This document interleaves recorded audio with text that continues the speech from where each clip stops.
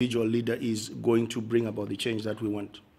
We really have to have a citizen movement that holds leaders accountable. One of the things that we don't understand in this country is that we don't just have the right to elect somebody, we have a right to recall somebody once they are in parliament.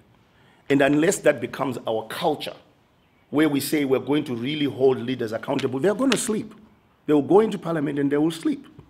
Because there is nothing, remember this, there's a reason why in good governance there are systems of checks and balances, because let me tell you, you can't trust anyone 100% once they get into power. There's a reason why you have to have checks and balances. And one of the things that we have been saying as the Build Zimbabwe Alliance is that the tragedy of our constitutional setup is that there is no clear separation of powers between the executive and parliament, for instance. So here you are, you have people who have been accused of some heinous crimes. They are MPs, and it's their friends who are actually supposed to sanction them.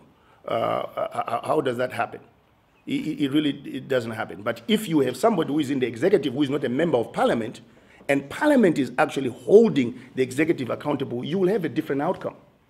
So something needs to be done as far as our constitution is concerned, even with the idea that the people who should serve in the executive should be members of parliament, because then you have an accountability problem. If you don't have good separation of powers, you have a serious accountability problem. So that's a roundabout way of answering your question, that we have a systemic problem. We also have a problem with our civic culture. If people don't realize that they can recall a leader, they won't recall that leader. And if that threat does not exist, that leader is going to go to sleep.